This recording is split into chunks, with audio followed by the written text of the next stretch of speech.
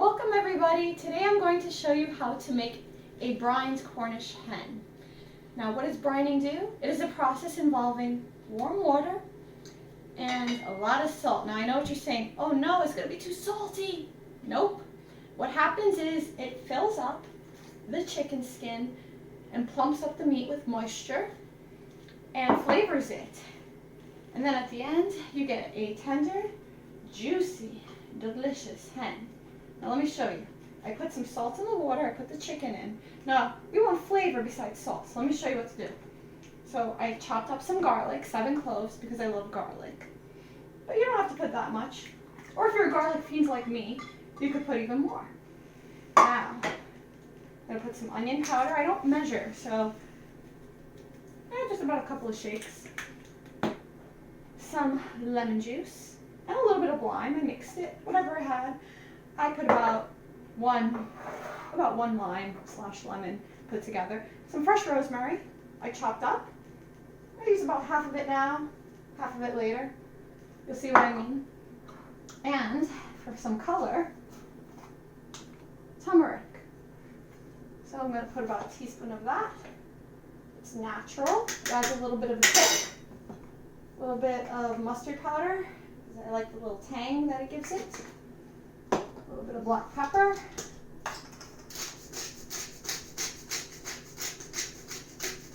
I know what you're saying, that ain't a little. Well, I really like pepper. Let's see, what else can we put in here? I just put whatever I find, pretty much. What about smoked paprika? That sounds delicious. Let's put some of that. Oh, I know what you're thinking. What? Flowers? It actually tastes delicious. Try it. Trust me, a little bit though. A little goes a long way. A little bit of lavender. Okay, what else can we put in this guy? A little bit of garlic. Yeah, I know I already put garlic, but garlic powder helps even more to accentuate it. A little bit of dill. Let's see, what else? Ooh, Dukkah spice. It's delicious. It is a Middle Eastern spice that you can find in a variety of specialty markets. I put a little bit. It has pistachios. It has all different. Oh, it smells so good. You just have to try it. A little bit of fennel in it. Oh yeah, I like to balance sweet with salty. A little bit of orange blossom honey in there. I'm just gonna eyeball it. Let's see. Come on. There you go. 2 teaspoons. The sweet and salty put together. Mix for a nice yin and yang. Now, what about herb de Provence? That's a mixture of herbs and a little bit of lavender once again. So a little bit of that. And let's see, last but not least, let's put some smoked maple mustard. I know, I put mustard powder, but a little bit of this will help as well. Yeah, come out, whatever you are. There you are. Okay, now, what are we going to do? We are going to take a spoon. We're going to mix it gently.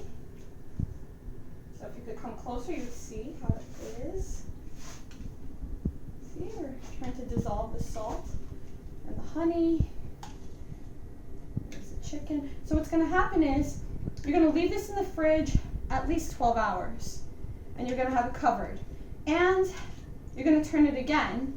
So you see I have the chicken one side. Tomorrow morning when you get up, or if you're doing it in the afternoon, you're going to turn it for another 6 hours or so. Okay, that way it's evenly put together. See you in the morning when I cook it to show you the next process of it. Welcome back everybody. So the chicken has brined overnight and now I dried it. I rinsed it and I dried it. It took on a little bit of a yellow hue, but that's good because that's the turmeric spice in there. Now this is what we're going to do. Now you're going to follow my bird. Okay, he has landed. So if you come closer, I made a compound butter. I took 5 tablespoons of unsalted butter and I mixed it with a bunch of spices including fresh rosemary, garlic powder, Zaatar, salt, pepper, onion powder, smoked paprika, coriander, more turmeric, and a little bit of olive oil. Now, this is what we're going to do. So, you want to brush it all over. You know what? I'm not using a brush. I'm going to use my hands. So you just get those hands in there and rub it all around.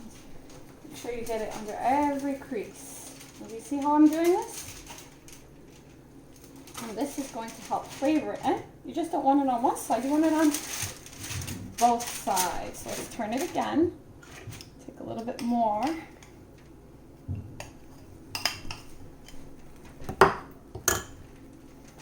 Let's give this bad boy a massage.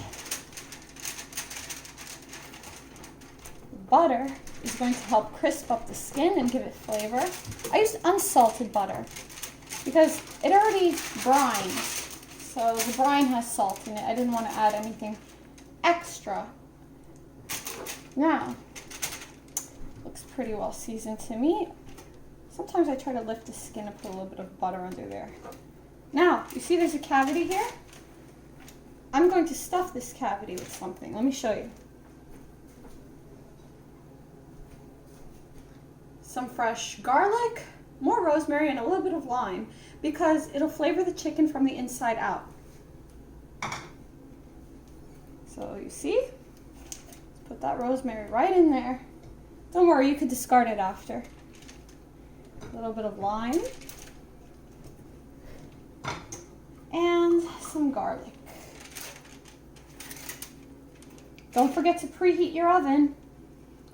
This oven is preheating for 425 degrees. Now, let me finish this. It's almost preheated for about 5 minutes. And prepare for the most amazing chicken ever. So if you come this way, let me explain the heating process. I started off at a really high heat, 425 degrees for 25 minutes. Then I lower the heat. I put it for about 375, 400 degrees for 20 minutes. Then the last one is 375 for 30 minutes. I'll put all the instructions in detail underneath the YouTube post. See you after it's finished.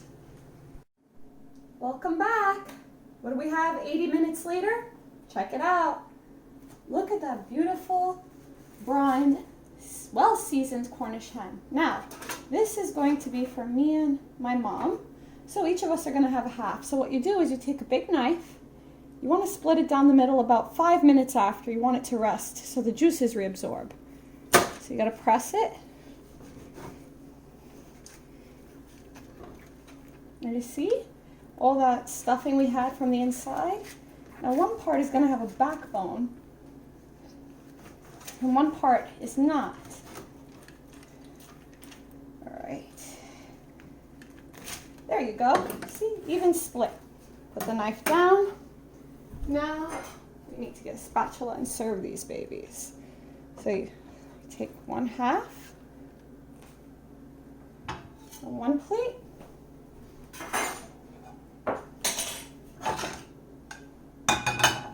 Then you take the other half on the other plate. I like to serve it this way. Look how beautiful that color is. Okay. Then what we're going to do is I made some sides for this. I made Middle Eastern eggplant. I could always show you that in another recipe if you request. Put some eggplant on one plate and some eggplant on the other plate.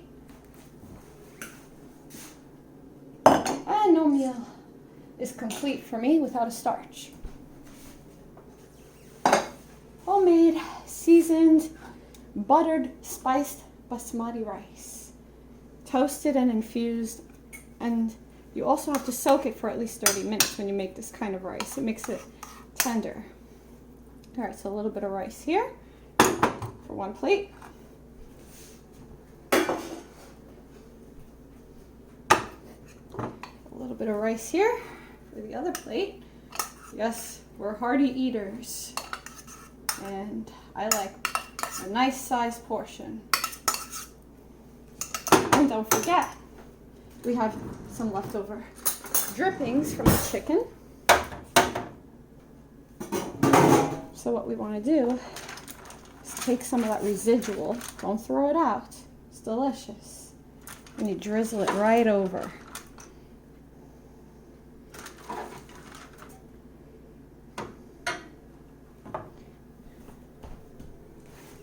I wish you had smell-o-vision right now. Check this out. Now let me show you how it looks when you bite into it. Come, follow me.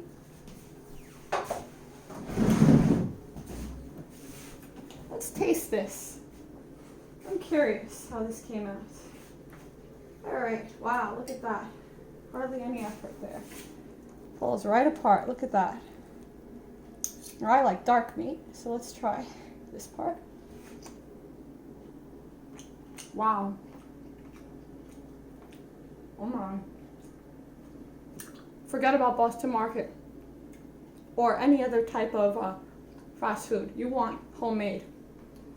Nothing wrong with Boston Market, but if you have the time and the patience, go for it. Perfectly seasoned rice. Wow. Lots of flavors going on there. Let's try the eggplant. Wow. That Zaatar really hits you. Very, very herby. You must try this meal. Take care, and I will see you soon.